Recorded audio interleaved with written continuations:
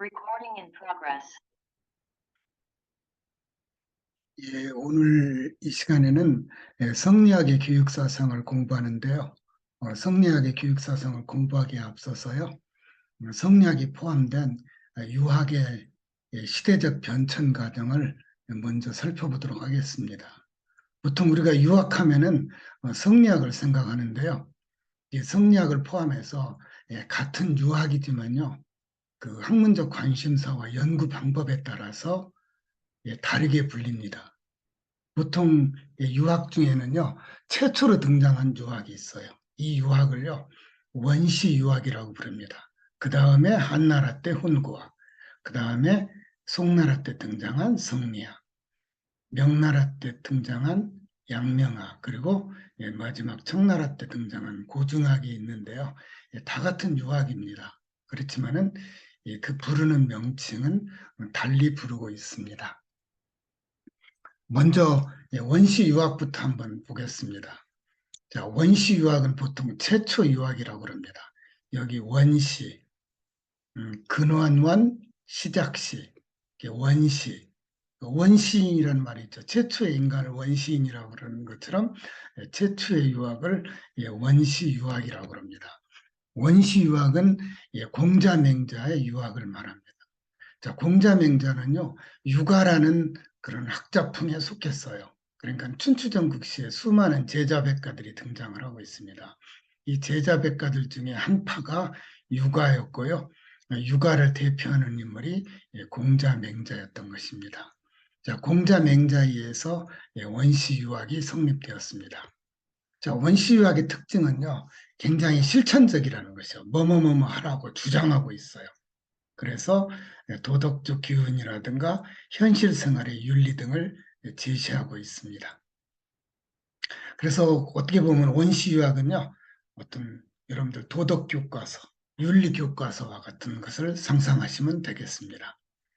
자, 원래 중국에는요, 춘추전국 시대라는 시대가 있었어요. 이때는 철기 문화가 등장을 해서요, 철제 농기구가 사용함에 따라서 굉장히 경제적으로 풍요한 시대였습니다. 그러면서도 이 시대는 전쟁 시대였습니다. 그렇지만 경제적 풍요에 의해서요, 수많은 학자와 연구가들이 등장했는데요. 이 사람들을 제자백가라고 합니다. 이 제자백가들 중에 한 파가, 제자백가에는 뭐 법가, 도가, 노가, 유가 막 여러 가지 학자들이 있는데 그 중에 바로 유가의 들에 의한 그 유학을 원시 유학이라고 합니다. 자, 수많은 제자백가가 등장을 했지만요. 이 춘추전국 시대를 통일한 왕은 누구였냐면 진나라의 시황제였습니다. 진시황이 법과 사용을 수용함으로써 이 춘추전국 시대를 통일을 해요. 자, 그리고는요. 진시황은 이렇게 사상적 분파를 막고요. 보다 집권화된 국가를 이룩하고자요. 분서갱유라는 전대미문의 사건을 단행을 합니다. 자, 그래서 태울 뿐, 책서, 모든 책을 불태워버리고요. 묻을 갱, 유학유, 선비유자거든요. 그러니까 유학자, 선비를 땅에다 묻어버렸어요. 그로 인해서 원시 유학은 소멸되고 말아요. 자, 그러고 나서 수백 년이 흐른 다음에 한나라 때 오면은요, 동중서라는 사람에 의해서요, 이 진시황의 분서갱유로 인해서 망실된요, 원시 유학을 다시 복원해내게 됩니다. 자, 그래서 동중서는요, 망실된 그 유교 경전, 원시 유학을 담고 있는 거겠죠. 경전을 복원하면서 그 원래 원시 유학에서 추구했던 그 경전 작부에 대한 어떤 해석, 공자맹자의 뜻이 무엇이, 진정한 의미가 무엇인가, 또는 이 공자맹자의 주장이 맞는가, 또는 뭐 글자에 옳은 없는가 등등 이렇게 원시 유학을 새로 복원해냅니다. 그거를 훈구학이라고 보통 말합니다. 그래서 유학은요, 두 번째 유학의 학풍으로 한나라 때 동중서에 의해서 훈구학이 등장을 했습니다. 그렇지만 이 훈구학은 그렇게 큰 학문적인 깊이는 없었던 유학이었습니다.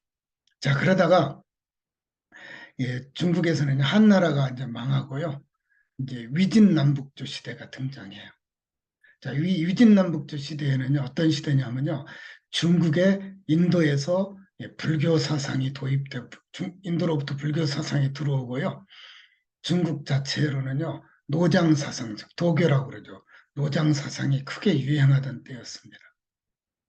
자, 그러던 시절이 지났는데요. 그러면서 이제 이 위진남북조 시대를 통일한 나라가 바로 이 송나라였습니다. 자, 송나라에는요, 아주 위대한 유학자가 등장을 했어요. 이 사람이 바로 주자, 또 주의라고 그러죠. 주의 또는 주자라고 불립니다. 근데 이 주자의 고민거리는 어떤 거였냐면요. 예, 유학자였는데요. 그 당시 중국에 들어온 이 불교를 접하게 됩니다. 또 노장 사상을 예, 만나게 됩니다. 그러면서요, 예, 주자는요, 큰 충격에 빠져요. 왜 우리 유학은 이렇게 시시한가? 학문적인 깊이가 없는가? 정말 불교를 보니까는요, 우주와 인간 심성의 문제를 다루는요, 엄청나게 수준 높은 철학이었어요. 엄청난 형이상학이 이 불교에서는 들어 있었어요. 거기에 비해서요, 이 원시 유학이나 훈구학은요, 말 그대로 도덕 교과서였어요. 그냥 윤리서 정도밖에 안 됐던 것이요. 여기에 충격을 받은요, 주자는요, 이제 불교 이론을 공부하게 됩니다. 그래서요, 불교 이론을 받아들여서 불교의 개념과 논리를 또는 받아들여서요, 이 원시 유학을요, 철학적, 형이상학적으로요, 완전히 체계화시켜서요, 수준 높은 철학적인 유학으로 탈바꿈합니다. 이걸 가리켜서 성리학이라고 합니다. 성리학은요, 이 원시 유학, 그 전의 유학들을요, 새롭게 개혁했다 해서요, 신유학이라고도 불리기도 합니다. 신유학으로요. 자, 성리학의 특징은요, 이론적 탐구예요. 자, 그러니까는 원시유학은 뭐뭐뭐뭐 하라고만 주장을 했다면은요, 왜 그런 주장이 옳은가를요, 이론적으로 설명하는 것이에요. 이론적이면서 설명적이라는 특징이 있어요. 자, 그래서 주자에 의한 성리학은요, 우주 만물과 인간의 심성을요, 불교적인 개념인 이와 기의 개념을 통해서요, 철학적으로 완전히 체계화시켜버려요. 자, 그게 성리학이었던 것입니다. 자, 성리학은요, 어떤 실천적인 주장보다는요, 이론적 탐구에 주력을 하게 됩니다. 자, 그래서 원시와 공자맹자의 주장이 옳다는 것을요, 철학적, 형이상학적으로 정당화하고 설명을 하게 됩니다. 자, 그래서 유학에서는요, 다른 유학의 학풍들이 등장하지만요, 성리학이 바로 유학을 대표하는 유학이면서요, 주도적인 유학이에요. 그리고 성리학이 등장한 이후에요, 지금 오늘날에 이르기까지도요, 유학하면은 바로 성리학이에요. 그래서 성리학이 등장한 이후에요, 다른 유학들은요, 주변학으로 머물렀어요. 특히 조선은요, 성리학이 가장 발달된 나라였어요. 어떻게 보면은 태계 율곡에 의한 우리나라 성리학은요, 거의 세계 최고 수준이요. 중국의 주자의 수준을 넘을 정도로 그렇게 발달된 것이 한국의 성리학입니다. 자, 그러던 성리학은요, 명나라 때 왕양명에서 새로운 유학이 등장합니다. 자, 양명학입니다.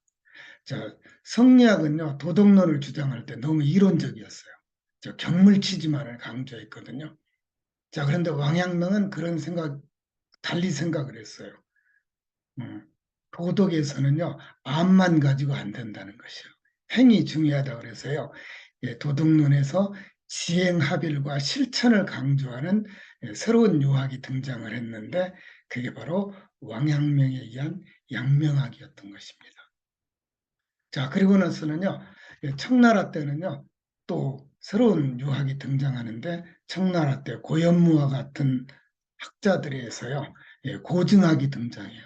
고증학은 실사구시라고 해서요, 실제적인 증거를 찾으면서요, 실제적인 증거를 중시하면서 주로 유학의 학풍이 현실 문제 해결에 관심을 가져요. 그러니까는 이 성리학이나 양명학에서 주로 관심을 가졌던 것은요, 인간의 어떤 심성론이라든가요, 또는 무슨 도덕론 같은 거.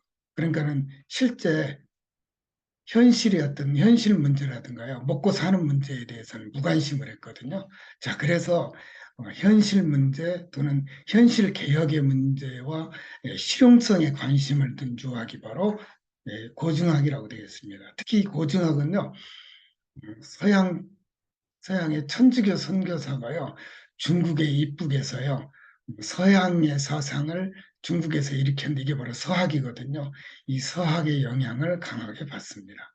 자, 그러면서 고증학의 특징은 뭐냐면요, 이 형이성학과 도덕 중심의 기존 유학, 즉 성리학과 양명학을요, 공리공론이라고 해요. 이게 공한 이론이라는 것이에요. 현실 문제는 아무 도움이 안 된다 그래서요. 공리공론이라고 배척하면서 비판하면서 실용적인 유학을 제시하게 됩니다. 자, 그래서 이 고증학은요, 조선 후기의 실학과도 관련이 맺습니다. 유사한 학문이라고 보면 되겠습니다. 자, 그래서 유학은 이렇게 시대적으로 이렇게 여러 유학들이 등장했지만요, 여전히 유학의 주변 유학은요, 성리학이에요. 이 성리학이 중심 유학이 되고요, 다른 양명학이니 고증학이니 또 우리나라의 실학 같은 것들은요, 다 주변학에 머물렀다고 보면 되겠습니다.